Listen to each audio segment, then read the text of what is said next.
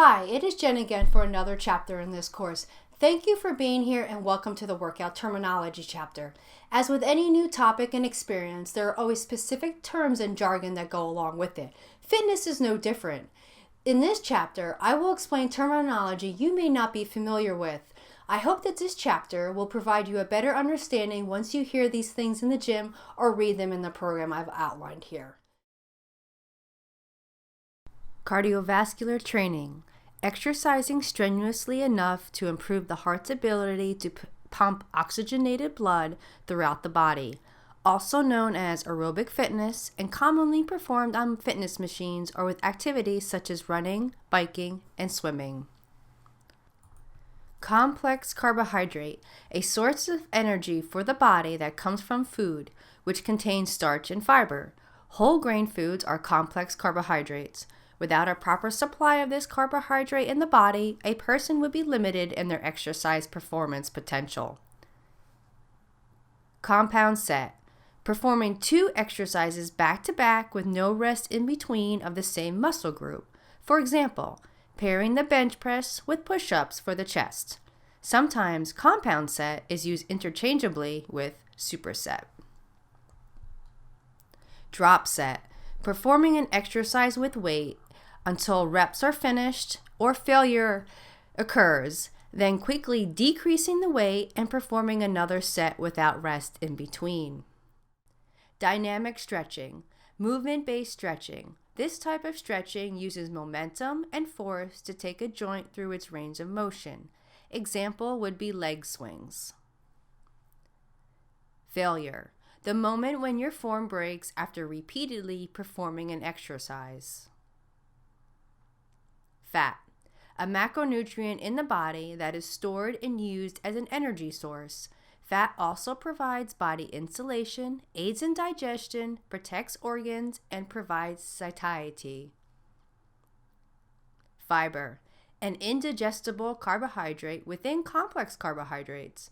Fiber improves the health of the gastrointestinal tract, and at least 25 grams per day should be consumed. HIIT, high-intensity interval training, a type of interval training where 100% of max effort is repeated during a short amount of time. For example, you might do 20 seconds of burpees, rest 10 seconds, then do another 20 seconds of burpees, rest 10 seconds, repeating this cycle 7 to 12 times. An important note, if your given effort is not 100%, it is not HIIT training. Intensity, a level of demand placed on the body. Intervals, periods of high-intensity exercise followed by less intense exercise, usually between 1 to 2 minutes long. Time can vary. An example interval would be cycling for 30 seconds as fast as possible, then dropping your speed for the next 1 minute and 30 seconds. You would repeat that cycle 7 to 12 times. Protein. This macronutrient in the body is composed of 20 different amino acids and builds and repairs body tissues. It can also be used as energy if other sources of energy, such as carbohydrates, have been depleted in the body. Strength training. Exercises with weight heavy enough to strengthen the musculoskeletal system. This can also be referred to as resistance or weight training. Repetition, a complete movement of an exercise with a return to the starting position.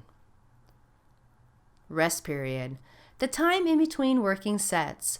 The amount of rest you should take should be in line with your goals. For example, if you are lifting for strength, the rest period should be between 3 and 5 minutes.